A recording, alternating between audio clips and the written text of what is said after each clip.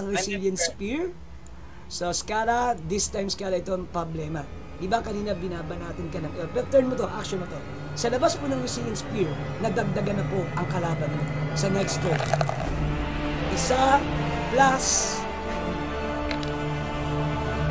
tatlo. Total, 4 na vampira na po ang lumabasag ng Resilient Spear. Pero hindi pa nila tinatagalan nila. So, ngayon, Skara, it's your turn. Anong gagawin mo?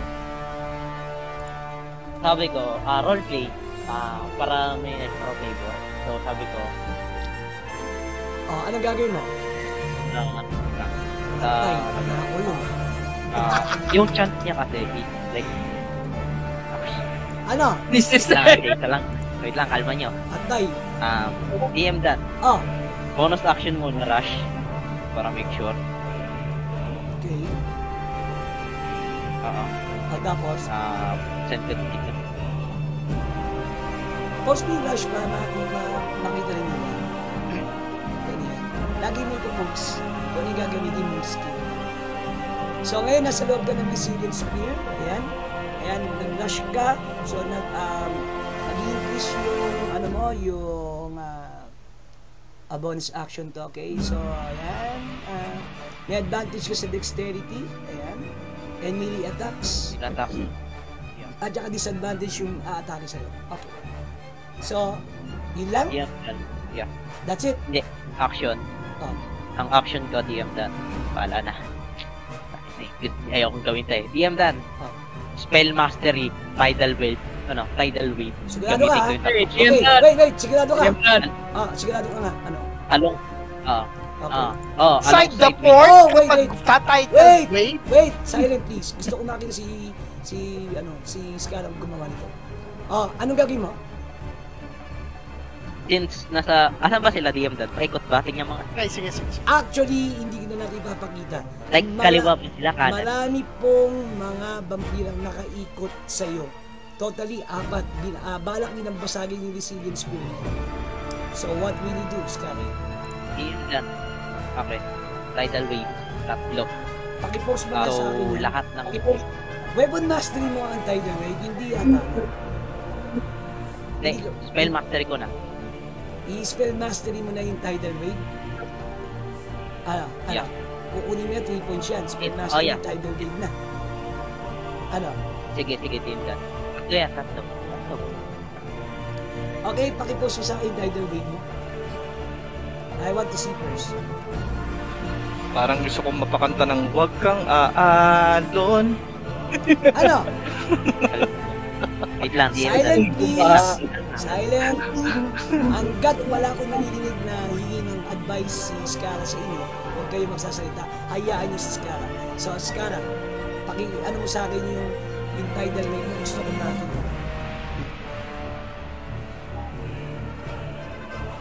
Titignan ko na nga. Tidal Wave, no? Okay. So, let me see. Ano yan? Ang ikakanta ko lang yung kay Celine Dion eh. Tidal Wave. Hawakan ka namin sa bewang.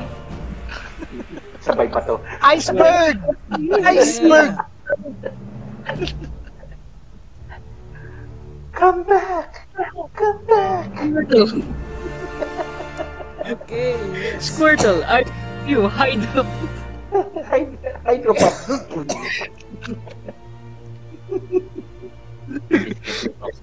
Oh no, Squirtle is moving. Ano? Sure ka na? Palibot sila. Kaagad. Sabay talon na. Ano? 3 Tidal Wave to? Sa 1 turn, ikakasunod. Sabay 3. Ano? Sure ka na? Gagamitin ko yung staff that alongside with staff. Gagamitin ko alongside with Okay na, staff. the moment of Tapos, okay. Sigurado na. Okay. So guys, bigla kong tumaas ng kamay si Skara, parang si Moises. Hawak niya po yung staff niya. Then suddenly, may lumabas ang magical remark sa ibabaw ni Skara at kulay blue po siya. Then, eto ang nangyari na hindi mo inaasahan, Skara. Suddenly, the tidal wave pushes you inside the Resilient Spear. 3 malalakas na pressure, nilulod ka, Skara, sa loob ng Resilient Spear. So, nangyari, Skara, ikaw ang tinamaan ng sarili mong tidal wave. dahil wala kong nakakatagos sa Resilient Spear. So ngayon, Skara, take mo ang damage mo ng 3 beses. Okay? Okay, ang damage DM Dan, Ah, question lang. sige. Ang Resilient Speed kasi is hindi naman ako sa sa hand ko magkakat dun sa area kung saan ko Ang ikakat. masama, okay yun. Pero wala pong nakakatagos sa Resilient Spear na any spell para makatawid siya. Only disintegration nga lang, katulad ng sinabi ni Merlin, ang makakabasag niyan. So, yung range ng tidal wave mo, hindi umampas sa Resilient Spear at ikaw ang tinamaan ng sarili mong tidal wave ng 3 beses. So, nag-title break siya sa loob ng Resilient Spell. Napaumpog-umpog siya sa loob ng Resilient Spear na yun. Napaikot-ikot Oh, man. na nagkagulong-gulong. So, DM Dan, ito. ayan ha, nilinaw ko na ha. Okay. Lilinaw ko rin tatanggalin ko yung Resilient Spear. Sorry, hindi ka na makakonsentrate. So- Bakit? Dahil naagos ka na ng napakalakas na pressure ng tubig. So, tanggapin mo ang 4d8 ng 3 beses. Skara, saving throw ka for half damage. 3 4d8. Ano, gusto mo mag-roll o ikaw sarili mo bawasan mo? DM Dan, ikaw naman po Mag-roll ka ng 4, 8, 12, 12d8. Magtutubig-tubig ka tayo. Hindi kaya na po mag-DM Dan. 28 points of damage, Skara, sa sarili mo. No? Wait lang. DM Dan, kaya na po mag-roll ng damage. Okay, sige. Mag-roll na po ako ng 12d4 damage. Winani na kita. Sabi ko, kung magtanong ka. Pero hindi ka nagtanong. Okay, you forgot na meron ka pala na-cast na spell. Okay. At bali ngayon, babawasan na kita bago tayo mag-continue nito. Ayan na. So, hindi ang bawas.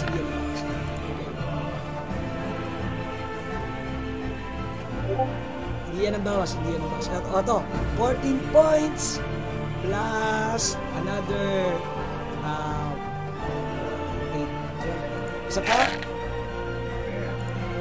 Sakit. Grabe. Okay, that is 14 plus 13. Yan ang nabawas ng tidal wave sa'yo. Okay? Nga pala, sorry. Tatlo na yun.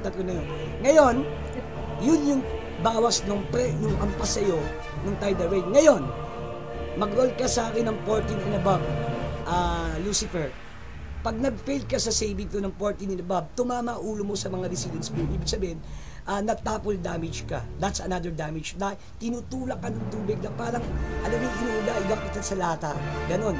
So, mag-roll ka ng 14 and above. Dexterity modifier to. Dexterity modifier to. Go.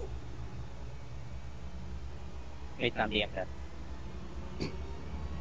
May swimming ka ba? Wala ka swimming. Ata. Okay. Swimming na siya. Gaano kalaki yung spear? 30 feet. Ata sa 10 siya ng foot, dome. ano lang yun. Oo. Nagano nga siya, naglaba. Tawa may sasampayan. Tama. Gandang sample yun. Washing machine.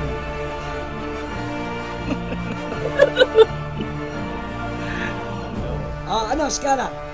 Nagalina sa loob Lang, na siya yan, ng washing machine. Saving to ka, 14 and above.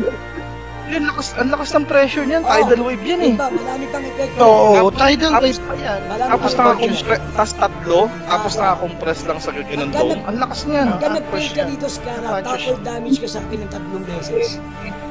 Para kang sinagasaan ng speedboat, una-ulo mong tinamaan. Ganun ang He will be mararamdaman mo. unconscious for that. Oo. Sasampay nga yan pagkatapos. Hindi ka ba nakaka-roll? Wait lang, DM Dan. Ako na pa mag-roll. Ang gusto mo may mag-roll na sa'yo.